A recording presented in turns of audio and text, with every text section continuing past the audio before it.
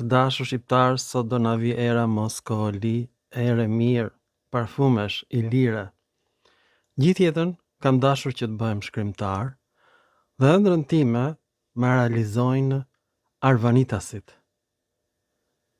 Më bëjnë një dhuratë që nuk u shpërblej dot në jetë të jetëve, dhe unë u a kthej dhuratën arvanitasve, arbëreshëve dhe shqiptarve të mirëfillt alban.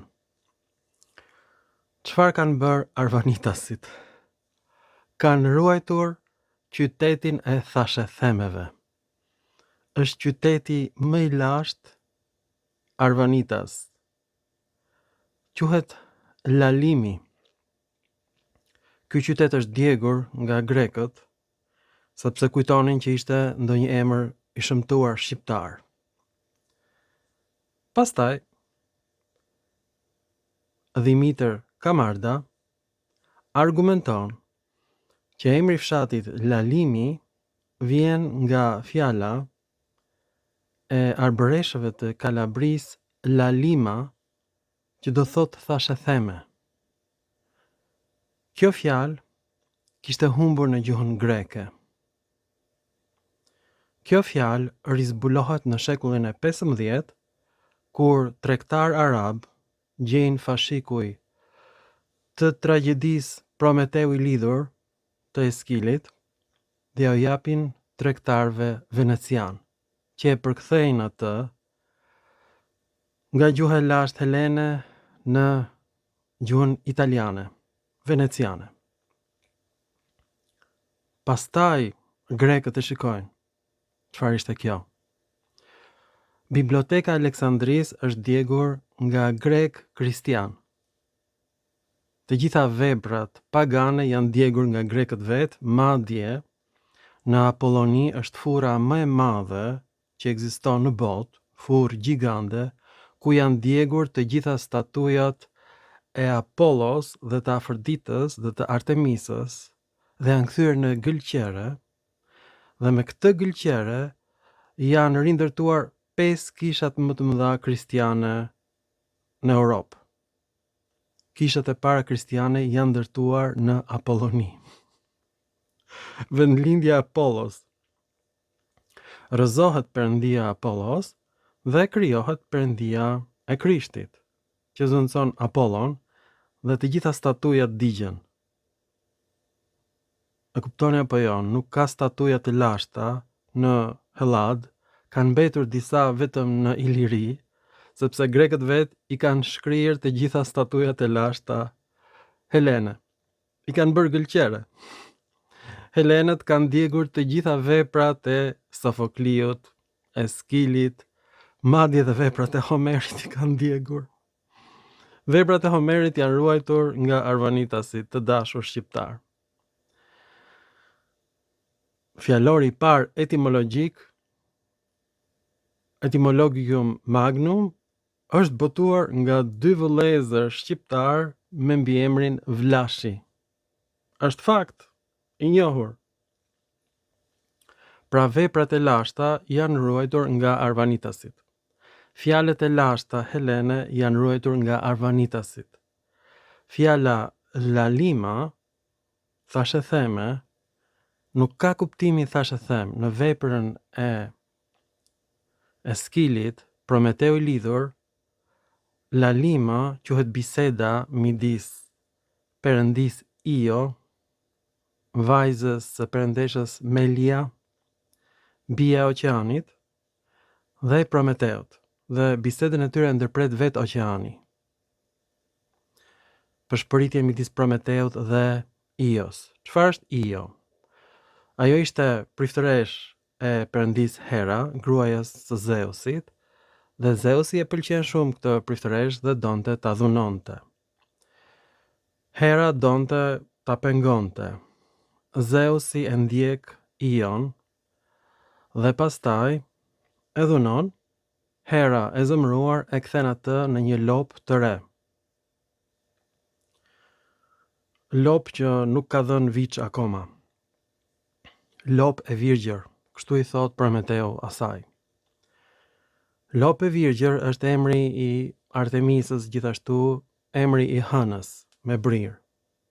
Lop e virgjër, hëna e re. Ky është kuptimi i Ios. Dhe tani, Io ishte kthyer në lop të re. Mëshqer është në shqip. Dhe kjo mëshqera shkon tek mali i Kaukazit ku ishte lidhur Prometeu nga Zeusi, sepse Prometeu ndihmoi njerëzimin. Ju dha atyre zjarrin. Dhe Zeusi nga inati e lidhi atë në malin e Kaukazit dhe atje udhëton Io si lop dhe bisedon me gjuhën e lopës që se kuptonte njëri me Prometeun. Tani Prometeu kuptonte gjuhën e kafshëve dhe gjuhën e njerëzve. Ishte gjysmë perëndi. Dhe Prometeu i jep lajmin, lalima në gjuhën e Eskilit, që do thot gjuhë e paqartë në greqisht, në vjetër. Pra me këtë lalimën i tregon asaj që Zeusi do ta ndihmoj Ion, do ta kthej atë në njeri, prap, dhe ajo do bëhet paraarsja e Herakliut, ose fama e Herës, është emri i Herkulit. Herakliu do thot fama e Herës. Hera ishte gruaja e Zeusit. Herakliu çliron në një tragjedi tjetër Prometeun. Kjo tragjedi është djegur nga grekët. Nuk është më. Mi po ne dim çka ka ndodhur nga të gjitha poemat që janë bërë dhe mitet e tjera për Herakliun. Pra Herakliu do çliroj Prometeun, prandaj Prometeu i thot Ios mos u mërzit, ti do kthehesh në grua të bukur prap, nuk do jesh lop. Dhe i bëj thirrje të gjitha nënave shqiptare që janë kthyer në lopë, që të kthehen në mëshqera, sot të lexojnë pak, se janë kthyer në lop. Për fat keq, gratë shqiptare nuk lexojnë dhe burrat i shikojnë me përmbuzje të madhe, si Ion, lopën. Dhe mund të bëhesh njeri po të shikosh filmat e mi. Tregojeni grave filmat e mi se gratë shqiptare nuk i kuptojnë filmat e mi sepse ju është bërë koka lop. Vetëm japin qumësht, për fat keq, femrat shqiptare. Pra, Prometeu i jep lajmin që quhet Lalima në arvanitisht, more. Dhe është fshati Lalimi, sot, emri, është hequr nga grekët, po arvanitasit e mbajnë mend Lalimi, fshati i thashethemeve ose fshati i Prometeut. Dhe ekziston vetëm në gjuhën arvanitase, nuk ka asnjë toponim tjetër grek, Lalimi. Në shqip është Lalimi, mashkullore, dhe Lalima, femërore, por kjo në greqisht është Lalima. To Lalima. Pra, në gjuhën shqipe është zhdukur asnjansi, po ka mbetur gjurmë të asnjansit. Fjala Arua është në qytetin Heraklea, është gjetur fjala shqipe Ara. E kuptoni apo jo? Dhe Lalima është gjetur në Greqi, emër i qytetit të arvanitasve, Lalimi, dhe u sjell dhe emra të tjerë, se janë ruajtur të gjitha toponimet shqiptare vetëm në Greqi. Në Shqipëri janë zhdukur nga slavët, por kanë mbetur në Greqi dhe po i zhdukën grekët sot, po i heqin. Por ne i dim, edhe unë do i ndihmoj arvanitasit, do ngrem enciklopedin ilire. Tani, unë këtë film e kam bërë më përpara, por nuk e dija që kjo ishte zhdukur si fjalë nga gjuha greke. Rifutet në shekullin e 15, kur ata lexojnë për herë të parë, mbas 19 shekujsh, lexojnë nga arabët që e kishin gjetur të padiegur akoma, fashikuj në shkretë të tir, papirusa, Prometeu i lidhur, i cili i thot Ios që ishte kthyer në lop, në mëshqer, mos u merakos, se ti do bëhesh prap njeri, Zeusi do të ndihmoj ty, Zoti. sepse ti do lindesh gjeneratat që do sjellin Heraklin dhe Herakli do më çliroj mua, i thot Prometeu. Dhe kjo do jetë pjesa e tretë e tragjedisë që ka humbur. Pra, vetëm shqiptarët e ruajnë këtë fjalë. Jo vetëm kaq, është bërë i lajmi në gjuhën e gegëve. Çka ka ndodhur? Në gjuhën e lashtë helene nuk ka qenë la lima, po ka qenë la leima. Dhe ndryshimi nga la leima në la lima ka ndodhur, të dashur shqiptar, në shekullin e parë të erës sonë, deri në shekullin e 4. Kjo fjalë nuk ekzistonte në greqisht edhe një herë, por në gjuhën e arvanitasve. Madje ka shumë urrenin grekët këtë fjalë sa që kanë shkatëruar qytetin e lashtë Lalimi, që është emri i gjinisë mashkullore në ilirisht, në gjuhën e arvanitasve. Dhe kanë përzën arvanitasit për në Itali. Ata flasin gjuhën arbreshe sot, dhe është fjala Lalime atje. Por nuk ka qenë Lalime, ka qenë Laleima. Ndryshimi fonetik nga Laleima në Lalima ndodh në gjuhën arvanitase, po edhe në fjalë të tjera të ngjashme në greqisht. Por kjo ndodh në gjuhën arvanitase dhe është fshati Lalima dhe Lalimi. Kjo është për të qartë. Pra kjo nuk është huazim nga greqishtja. Kjo është fjalë arvanitasve e gjetur në gjuhën e veprës së Eskilit, shekulli 5 para erës sonë, që kishte humbur, por kjo u gjet nga arabët dhe grekët e fusin këtë fjalë në gjuhën greke. Mbas shekullit të 15. Pra, çfarë ndodh? Kjo fjalë në gjuhën greke quhet thashë them. Në veprën e Eskilit është lajmi që i sjell Prometeu Ios që ti do bëhesh prap njeri. Nuk dihesh më lop, si lopët arvanitase për fat keq që duhet të lexojnë, duhet të shikojnë filmat e mi të edukohen. Mos bëhuni lop, bëhuni prap njerëz. Ky është një mit shumë i jashtëzakonshëm. Ky mit i lashtë arvanitas tregon që kafsha mund të bëhet prap njeri.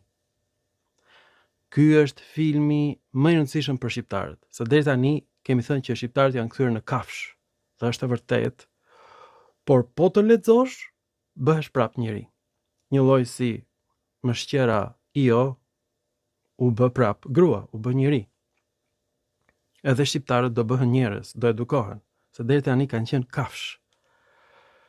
Pra shqiptarët nuk e dinin që emri i fshatit të tyre Lalimi është përmendur në veprën e Sofokliut, dhe këtë e kanë mësuar sot nga unë shqiptarët.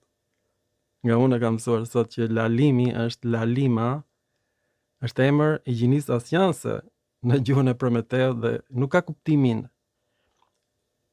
thashë them, por lajm, si në shqip. Prometeu i jep lajmin, Lalimën, Ios, ti do bësh njeri. Dhe bisedën e tyre e ndërpret Oqeani. Këtë unë e kam në original, në greqisht, e kam përkthyer në anglisht, do ta vë poshtë filmit që të çmenden grekët nga inati. Por, unë kam bërë një zbulim tjetër të madh në Marseille të Francës. Në kolonin Massalia, të ngritur në shekullin e 6 para erës sonë, është gjetur një fragment ku përdoret dialekti epik. Çdo thot dialekt epik, more.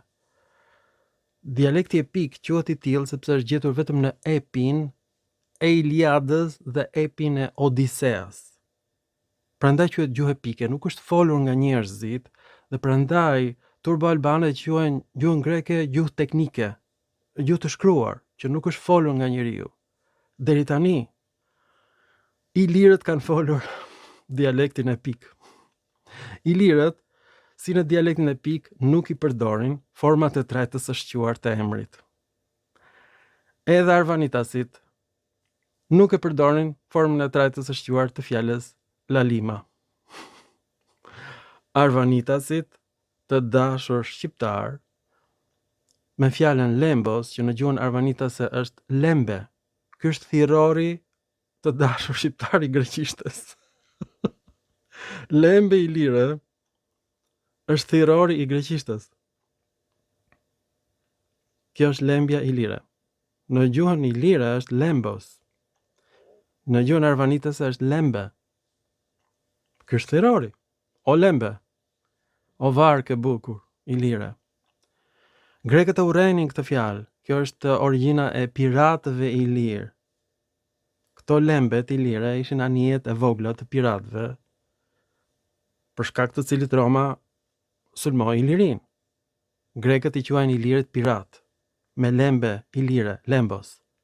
Ilirët i thon lembe. Dhe nuk përdorin formën e trajtës së shquar, ilirët. Dhe ky tekst gjendet në Masala, në Marsejnë e sotme. Teksti është i shekullit të 5 para Erëson, zyrtarisht, por në fakt është i shekullit të 6 para Erëson, shëndësika, 100 vjet më herët më vonë, shekulli 6, shekulli 5, ky emër ekziston atje përpara se sa të ndërtohen mbretëritë ilire. Pra është tekst i lashtë, i gjetur në jug të Francës, koloni iliro-helene.